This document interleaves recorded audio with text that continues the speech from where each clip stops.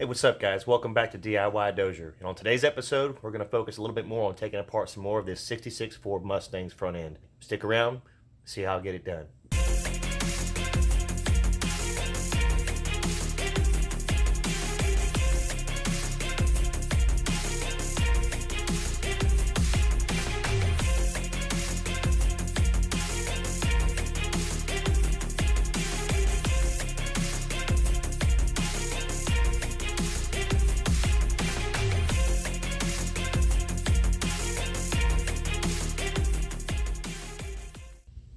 Guys, before we get started, if you're new to the channel, be sure to click that like button and also subscribe. That way you can be notified of future content being released. Now we're going to move right on to the front of this car and see what we have going on here.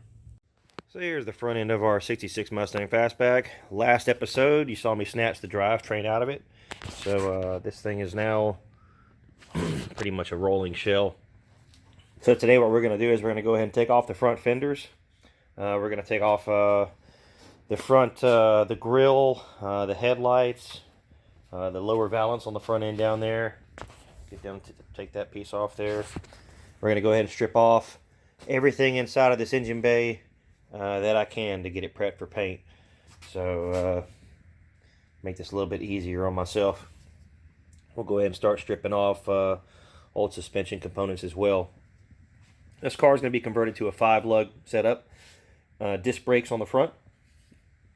And we're also going to have new suspension components underneath it. So, like that sway bar right here, and the back steering components. We're going to get new stuff. So I'm going to take all that off.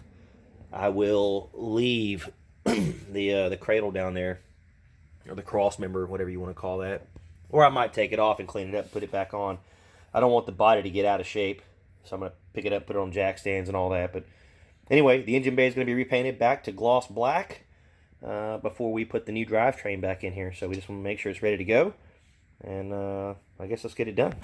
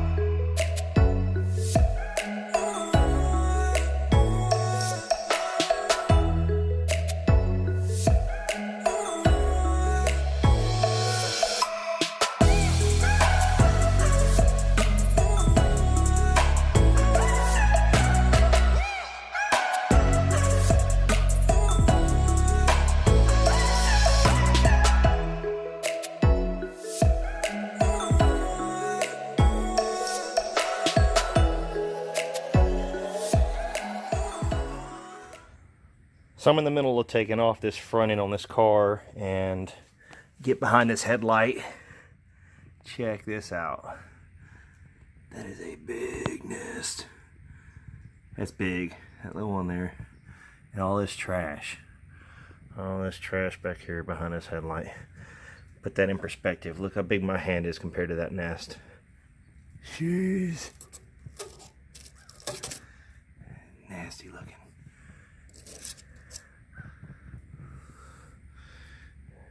Yeah. All right.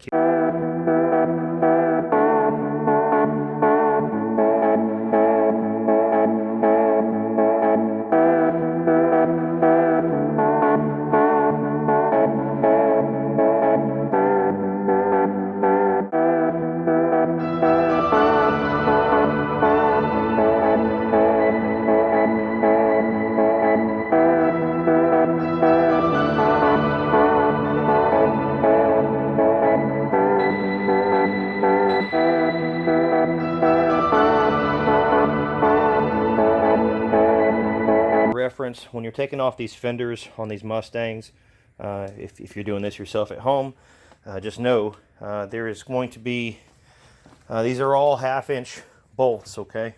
So we're going to have on the front of the fender, there's going to be one right there as you slide towards the back on this car. There's another one right here at the back.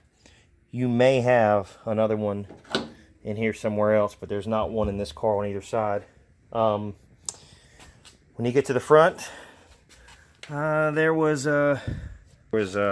one here on the front and another one here on the front. This is inside behind the front bumper. So to get those out of there. And then when you come here, you look into the back. So right there in the back is a bolt. It's on a L bracket that connects to the fender. There's a nut on the left side. Move that wire out of the way. There's a nut that's supposed to go there.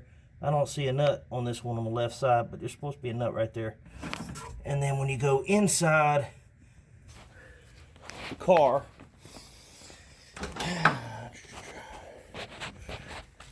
there is another one right there inside that top hole there. You can see that. And underneath the car, there's one inside this hole here.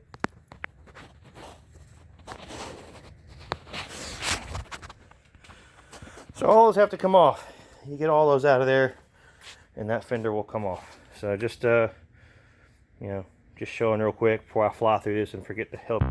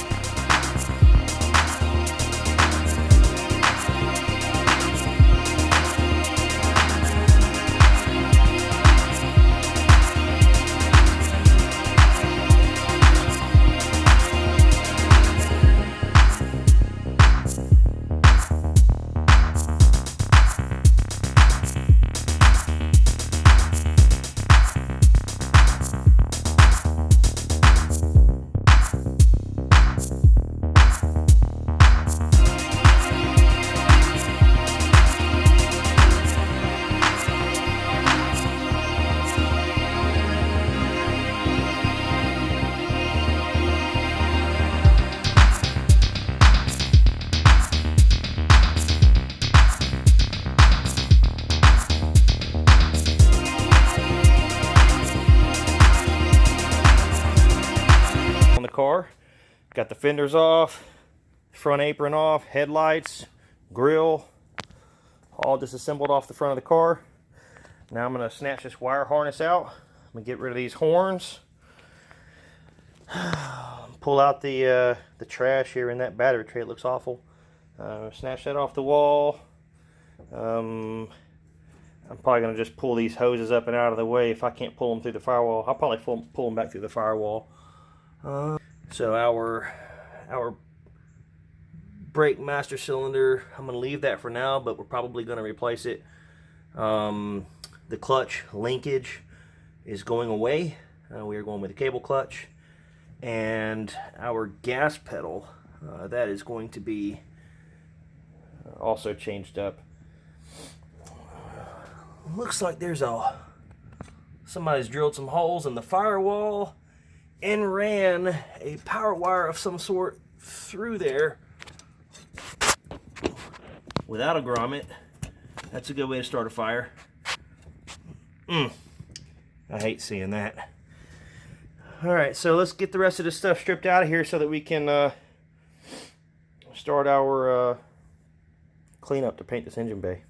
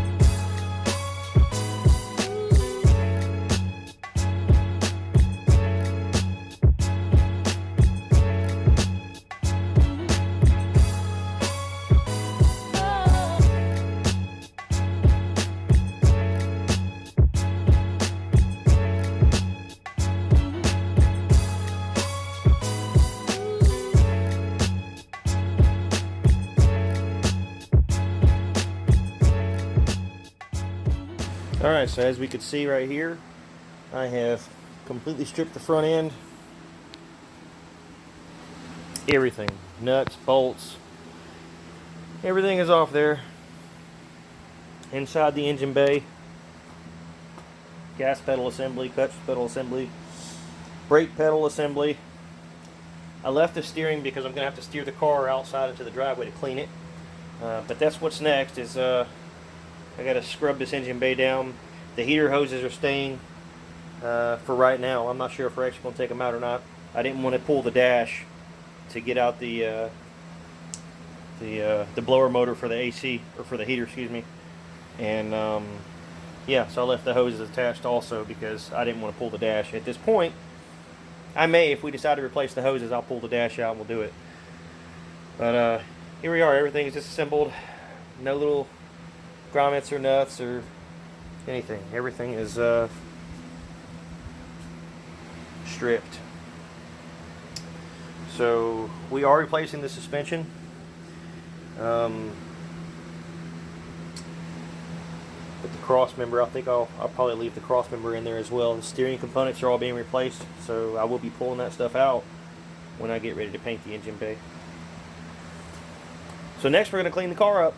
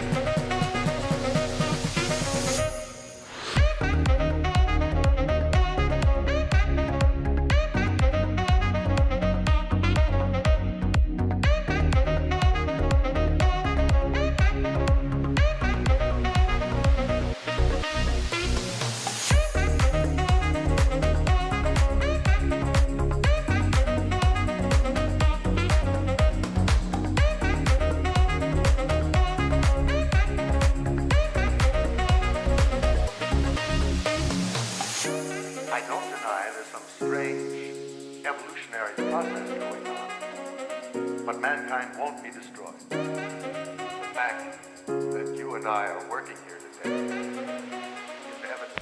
We are back out on the driveway. We officially have the whole engine bay and the exterior of the engine bay cleaned. Just soap and water. Looks like we're probably going to be doing some undercoating on this side here. We'll probably end up doing some undercoating also on this side over here. I found a little bit of damage, pre-existing stuff. There's some rust underneath that there. I'm going to try to treat that. I'm willing to bet that whoever did the undercoating on this car previously, based off of the little stuff I'm seeing here, didn't prep it properly. It didn't really adhere to the metal.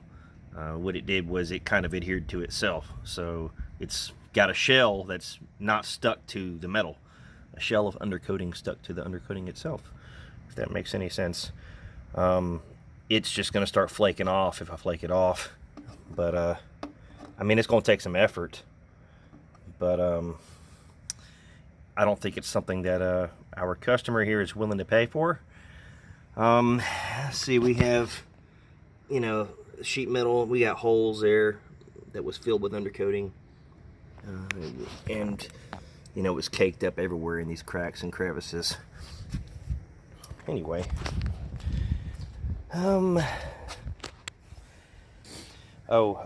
This right here, the battery pan, is aluminum. That's not metal. And they riveted it in there with a bunch of tiny rivets all the way around the perimeter there. So, you know, there's really no way to work that in, being aluminum into the steel the right way. But they slapped a bunch of body filler on it in the corners and stuff, and smoothed it out and then painted it. But the paint is just it's chipping out of there. I just was cleaning it, it was flaking away. So I'm not sure what I'm going to do with that yet. I'm probably going to sand it and hit it with some etching primer, and hopefully we can smooth that in without it looking too unsightly. Again, we're trying to not get carried away with budget on labor and stuff, so I'm just try to save some money there. I'm gonna pull the steering rack out and all that stuff once we get it back inside the garage. I left it in so I can roll it out and roll it in and steer the car without the tires turning in on me. But as soon as I get started sanding and get ready for paint, all the suspension is coming out. The steering stuff is going to come out. Make sure I have a clean, simple canvas to work with here, so we don't have to worry about moving a bunch of stuff. I'm going to leave the AC lines there because I don't want to pull the AC or the heater from behind the dashboard. I'm just going to pull them up and out of the way as I'm painting. Same thing with the blower motor there. I'm just going to leave that sitting there. So I noticed apparently this used to be yellow. Somebody just spray painted it black. So maybe some sort of a performance sway bar, I'm not sure. I think we have another one already that's going to come out. If we don't have another one, I'll sand it and paint it back to black again and put it back in. I noticed some dents here. This front core support here is just pretty banged up. I think the motor's been out of this car a few times possibly. You can see if you look down there, it's just you know, there's dents. It's just full. So anyway, I think I'm gonna get a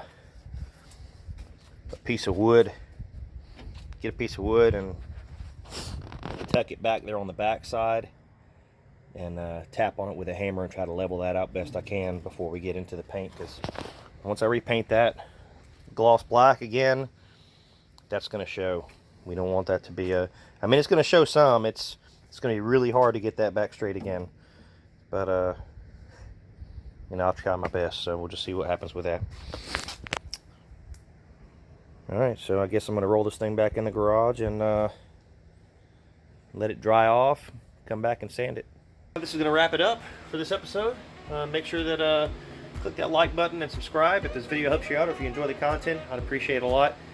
Remember, share the knowledge, share the passion, share the skill, and as always, do it yourself.